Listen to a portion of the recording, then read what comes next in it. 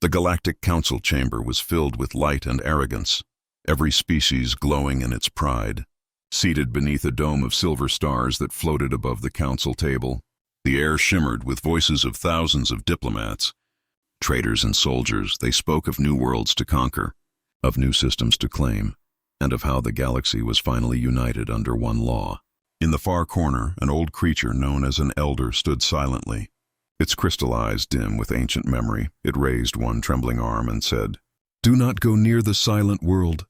The room went quiet for a moment, then laughter followed, loud and cruel. The silent world had another name once, a name buried by time, Earth. The elder warned that it was not dead, only sleeping. "If you disturb that world," it whispered, "you will awaken something that cannot be silenced again." But no one listened. Centuries passed, and the elder's words became nothing more than legend. The younger races grew powerful, greedy, and fearless. They erased the warnings from their records and mocked the idea of human strength. Among them was the Vorn Dominion, proud, cruel, and led by Commander Tyrval. He had conquered more than 40 systems, breaking every enemy that stood before him, to him. The stories of ancient humans were nothing but myths from a frightened past. When the Dominion's scouts found traces of the old solar system, Tyrval ordered a fleet to investigate. His officers laughed at the simplicity of the task. "An empty system with a dead planet," one of them said. "Easy glory for us." When their ships reached the edge of the Sol system, they found only silence. The sensors showed the planet still orbiting. Lifeless and cold, the blue planet, Earth, was covered in green forests and deep oceans, but there were no signs of civilization.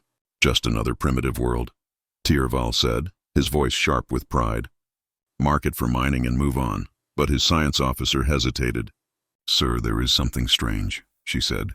"Old signals, weak but repeating, they are." "Human," Tyrval frowned. "Humans are extinct," he said. "Erase the signal and continue." Yet the signal grew stronger. Repeating in a forgotten pattern, it was not a call for help, nor a warning. It was something else, something alive. Suddenly, the stars around them flickered one by one, as if the void itself was breathing. Instruments failed, navigation screens glitched, and unknown frequencies echoed through the command bridge. Then a voice spoke, clear and calm, in perfect galactic standard. "Identify yourselves." The crew froze. "That can't be possible," whispered the science officer. "The transmission came from Earth." "Impossible," Tyrval said. "Respond. This is Commander Tyrval of the Vorn Dominion fleet. We come in peace," he said with a smirk. There was a long silence, and then the voice returned. "No, you do not." The lights dimmed, and every ship in the fleet went offline at once. Engines died, weapons shut down, and even the artificial gravity flickered. Tyrval floated helplessly in the dark as his control panels sparked. Outside, something vast began to move in the darkness. At first it looked like an asteroid, but then its surface lit up. Lines of glowing blue circuits running across massive armor plates. It was a ship, but not like any they had seen before. Ancient, scarred, yet powerful beyond measure. It moved slowly, like a creature waking from a long sleep. Tyrval's sensors came back online just long enough to read the impossible. Terran identification detected. The bridge crew stared in disbelief. "That's human," someone whispered. "But it's old! Older than any ship we know!" The dreadnought's engines roared silently. Glowing with blue fire, it emitted no energy signature the scanners could read. And yet its presence bent space itself. Tyrval ordered his fleet to open fire, but their weapons refused to respond. The dreadnought didn't attack. It simply moved between the Vorn ships, scanning them like insects. A final transmission played across every channel. "You were warned," the voice said again. "Colder now. This system is not yours." And then, with a single flash, the human ship disappeared, leaving behind only silence and drifting debris, not from battle, but from power beyond understanding. Tyrval's ship regained power minutes later, but the other ships were gone. No wreckage, no explosion. Just vanished from existence. His crew trembled, staring at the empty radar. "We must report this," the officer whispered. "The elders were right." Tyrval clenched his fists. His pride cracking under fear, he looked toward the pale blue planet. Now glowing faintly in the darkness, Earth was no longer silent. The stars themselves seemed to bow around it. The commander gave the order to retreat, but the navigation system refused. A single message appeared on every screen. You woke us. The fleet's lights went out again. One by one, and in that endless night, the galaxy's greatest arrogance met its first regret. And so the legend of humanity, once ignored, once forgotten, had begun to breathe again, deep beneath the soil of Earth, where sleeping fire waited to rise once more. The stars around the silent blue planet flickered like dying candles. The Vorn fleet drifted in low orbit, powerless and afraid. Commander Tyrval stood in the center of his dark bridge, the glow of emergency lights painting his scales in crimson red. His mind raced, trying to understand what had just happened. The human dreadnought had appeared from nowhere, moved without sound and vanished like smoke. No ship in the galaxy had such power, no technology could erase a fleet so completely. Yet it had happened before their eyes. Status, Tyrval demanded, his voice shaking slightly. Power returning, his engineer replied. Weapons are still offline, communication unstable. But life support is steady. Find out where the other ships went, Tyrval ordered. The science officer worked in silence, her fingers trembling as she read the data. Commander, she whispered, the other ships didn't move, they no longer exist, not destroyed, not scattered, just erased from space. The words hung heavy in the air. The bridge crew looked at each other, realizing the truth. Something ancient had judged them. Then the transmission came again. The same calm human voice that had spoken before. This system is restricted, it said. Leave now, Tyrval gritted his teeth. Who are you? He shouted. Identify yourself. For a moment, there was only static. Then the voice returned, deeper, older, filled with quiet anger.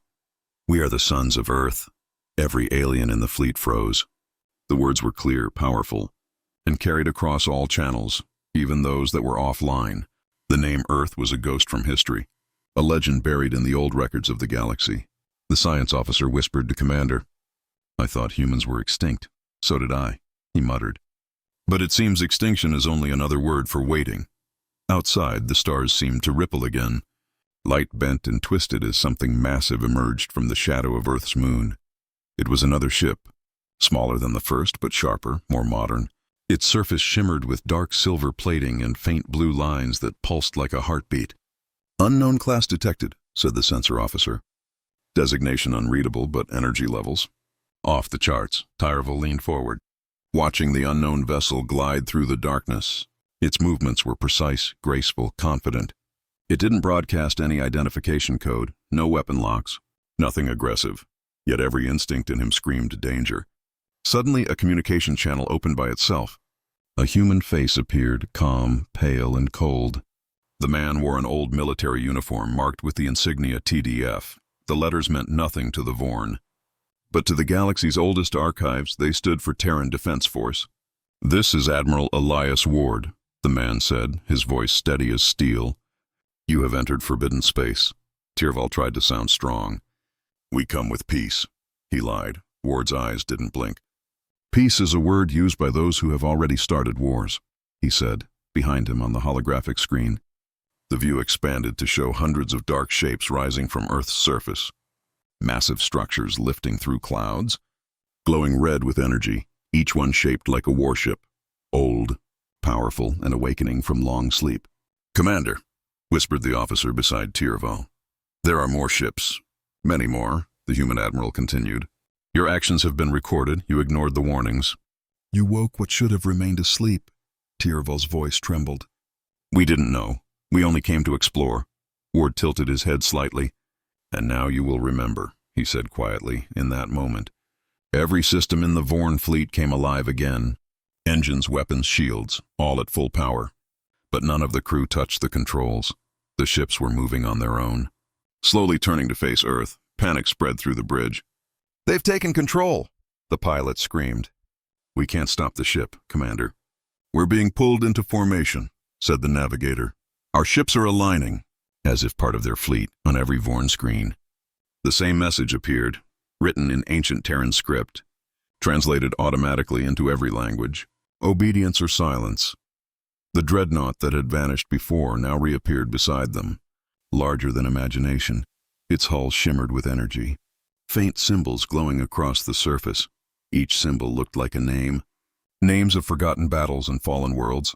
Then, for the first time, the human ship spoke not in words but in sound, a deep tone that shook the stars, a resonance so strong that smaller ships began to crack. Tyrval shouted for retreat, but the hyperdrive refused to engage.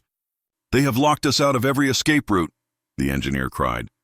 Ward's voice returned. "You came uninvited. You thought yourselves gods. Now you will see what your arrogance has cost." And as his image faded, the Terran dreadnought turned its cannons toward the Vorn flagship. But it didn't fire. Instead, it released a beam of light that touched the Vorn ship's hull.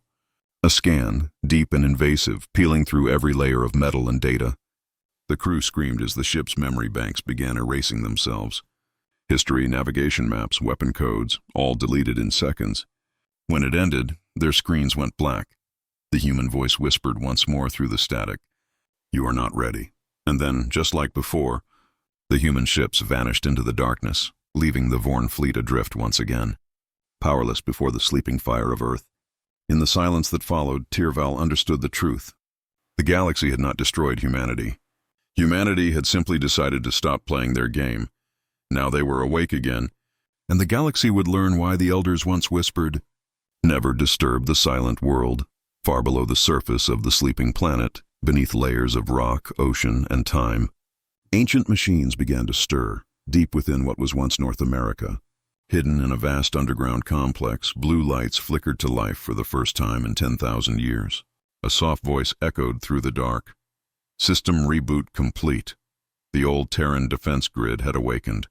In long metal corridors filled with dust and silence, pods began to hiss open. Inside them, human figures slept in perfect stillness, preserved through the centuries. One by one, their hearts began to beat again. Slow, steady, and strong. The first to awaken was Admiral Elias Ward, his eyes opening to the cold glow of emergency lights. His body was weak, his mind flooded with memories, war, sacrifice, and silence. He looked around, realizing the long wait was finally over. A synthetic voice spoke beside him. "Welcome back, Admiral Ward. You have been in stasis for 10,472 years. Galactic interference detected, hostile fleet in orbit." Ward stepped forward, his boots echoing on the steel floor. "Then it's time," he said quietly. "Activate the Phoenix Protocol." Across the planet, massive doors hidden beneath mountains and oceans began to open. Water boiled and skies trembled as enormous hangars revealed ancient Terran warships. Their hulls glowed faintly with power, names carved along their sides, Resolute, Dominion, Spirit of Earth, and hundreds more. These were the guardians left behind, the relics of a forgotten empire. Ward walked into the central command hall, where holographic projections showed Earth's orbit. The Vorn fleet shimmered as tiny dots on the screen. He stared at them in silence, then said, "They've come to claim what isn't theirs," the AI replied. "They were warned, Admiral, multiple times throughout history." All ignored, Ward gave a faint smile, tired but sharp. "Then, let's remind them who we are." In another part of the world, more humans awoke. Soldiers, engineers, pilots, scientists, each one confused, afraid, and in awe of the fact that they were still alive. The air was thick with dust and age, but their spirits were sharp. "Are we the last?" one of them asked. Ward nodded. "We are the last generation of the Terran Defense Force," he said. "And now we must act as the first," as the old systems warmed up. Earth's magnetic field changed. The entire planet began to hum with invisible energy. Space itself bent around it, creating a faint shimmer in orbit. The galaxy's sensors began to fail, unable to read what was happening. From every Terran ship, a deep pulse of light spread outward, a signal, silent but powerful, traveling faster than light. It was not a weapon, but a message. The same message once spoken by the elders: "Do not disturb the silent world." In the Galactic Council chambers far away, that same signal appeared on every screen, interrupting meetings, broadcasts, and networks.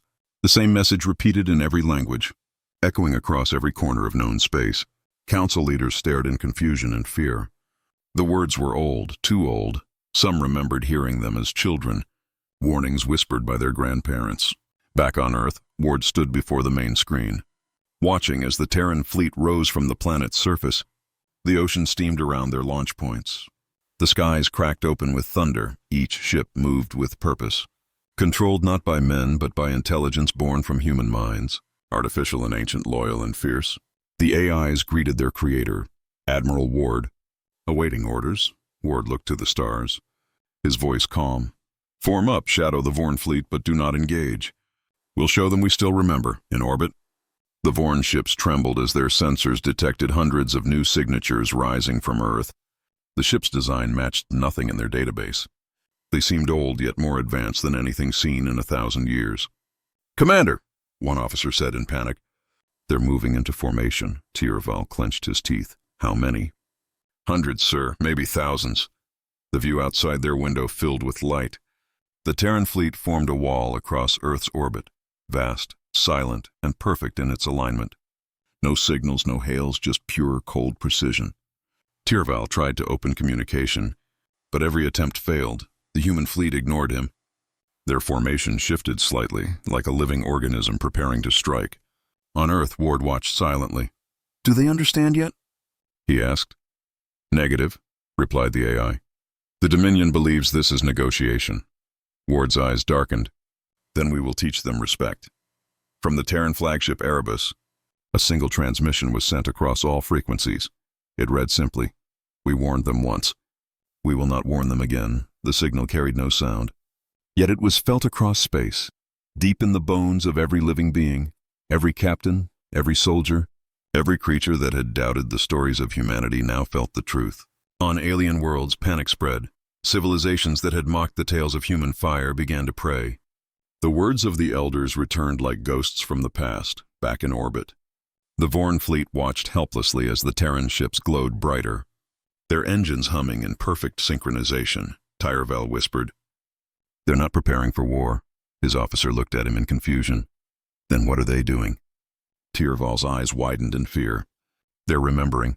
At that moment, the Terran ships tilted as one, facing outward toward the stars, not toward the Vorn, but toward the rest of the galaxy. It was a silent declaration. Humanity was awake again. The galaxy had ignored the warnings, but now the old fire had returned, and nothing would ever be the same again. The stars above Earth burned brighter than ever. The Terran fleet floated in perfect silence, a wall of light and steel that stretched from orbit to the edge of the moon. Each ship glowed with quiet power, their engines pulsing like the heartbeat of a sleeping god. In the center of that armada stood the flagship Erebus. Black as space itself, Admiral Elias Ward stood at its command deck, his eyes fixed on the alien fleet still trembling nearby. They are still watching us, said the AI beside him, its voice calm and human-like. Let them watch, Ward replied. They need to remember who lit their stars. Across from them, Commander Tiraval's ship floated helplessly. His crew whispered in fear. Sir, they are not moving, not speaking. But the energy readings keep rising. Tiraval clenched his claws.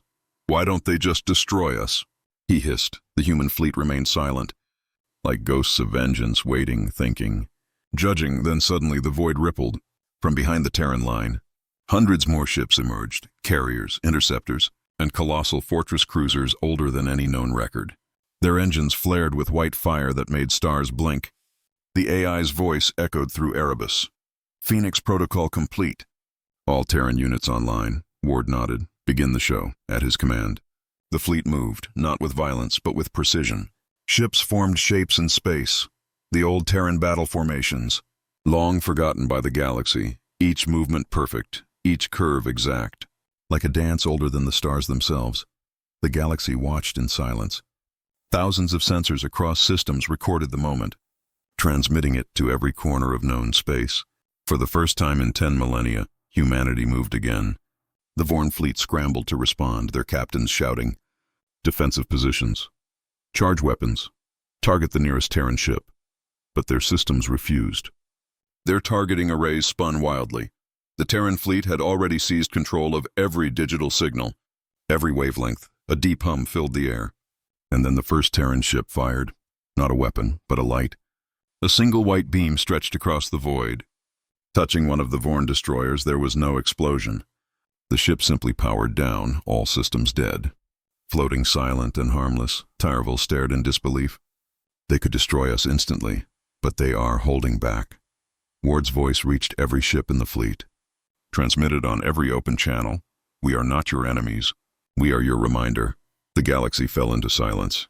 Aliens across hundreds of worlds watched the broadcast in fear and awe, seeing the Terran insignia glowing once more. the mark of a race that once built, conquered, and vanished without trace. "Admiral," the AI said, "message from the Galactic Council." "They request communication." Ward's gaze hardened. "They had 10,000 years to listen," he said.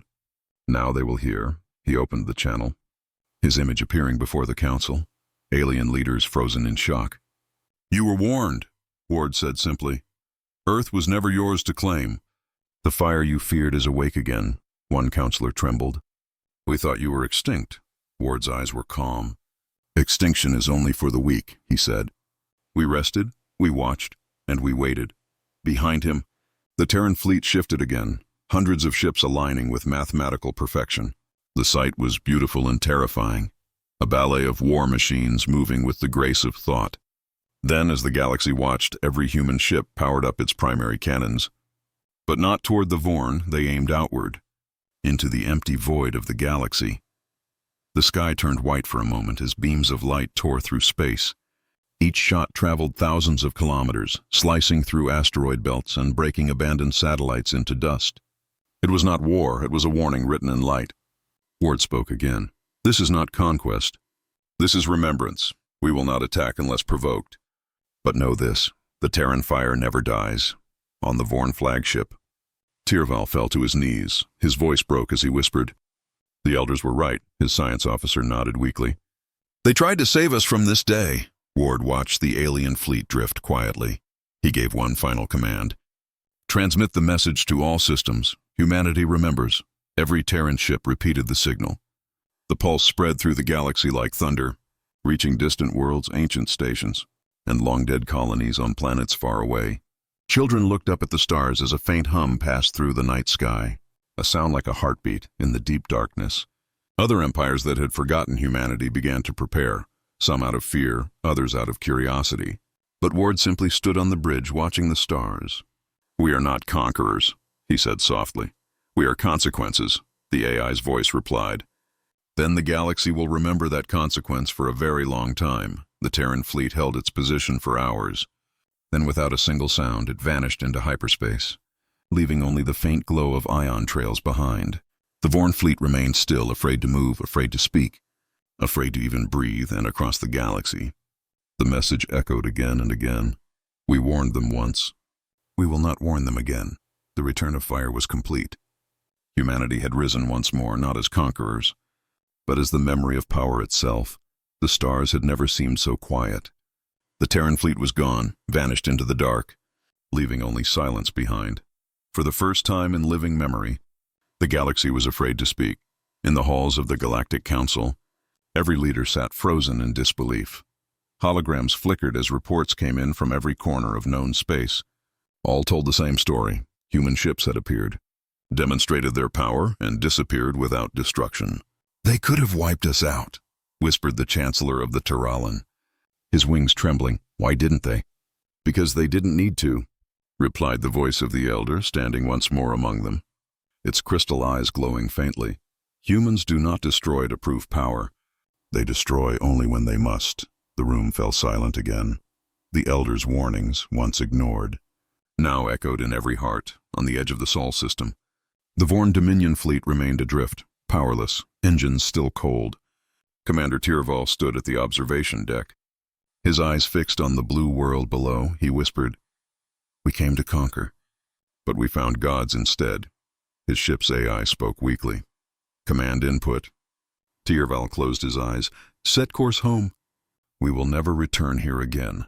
But as the fleet turned, a faint light blinked on every ship's console, a final human transmission, a voice calm and steady.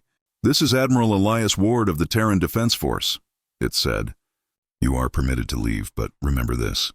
The stars belong to no one, and the fire of humanity burns quietly until it is needed again." The transmission ended, and the void was silent once more, back on Earth, deep beneath the surface. Ward stood alone in the ancient command hall. The fleet had returned home, the ships resting once again in their hidden hangars, their engines cooled, their weapons silent. Their purpose fulfilled, the AI appeared beside him. "Admiral, the galaxy is in chaos." "They fear us again." Ward nodded slowly. "Good. Fear is memory, and memory is respect." The AI tilted its head. "What happens now?" Ward looked toward the holographic stars above the chamber. "Now, we wait again," he said, "until someone forgets."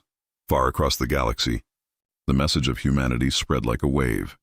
Some civilizations began to pray to old Terran gods, others built monuments in fear, and some secretly began to prepare, hoping to one day speak with humans rather than fight them, yet none dared approach Earth. None dared test the silence. In the following months, the Galactic Council issued a decree. No ship shall enter the Sol system. It was not a rule of power, but of survival, a rule written in the memory of light. And so, Earth was once again left alone, wrapped in quiet clouds and golden light. The Terran defense grid slowly went dormant, the oceans calm, the mountains quiet. The planet looked peaceful, almost innocent. But beneath that silence, deep under the crust, millions of systems remained awake. Listening, watching, waiting, in one forgotten bunker, Ward stood before a cryogenic pod. Inside it lay a young woman in stasis, wearing the same uniform as him. He placed his hand on the glass, his voice soft. "Sleep well. Captain Reyes, when they come again, we'll be ready." He turned and walked toward the exit, his shadow stretching across the metal walls. Behind him, the lights dimmed, the ancient machines returning to rest. Outside, the Earth rotated slowly, sunlight glinting across blue oceans and green lands. It looked peaceful, but the galaxy knew better. Every empire, every ruler, every species had learned the truth. Humanity was not gone. Humanity was not extinct. Humanity was simply waiting, and above them all, carved into the emptiness of the void, a single transmission repeated endlessly, echoing from one end of the galaxy to the other. "We warned them once. We will not warn them again." The galaxy listened, and for the first time in 10,000 years, it understood what silence truly meant, the silence after regret. The silence of humanity, the silence of Earth.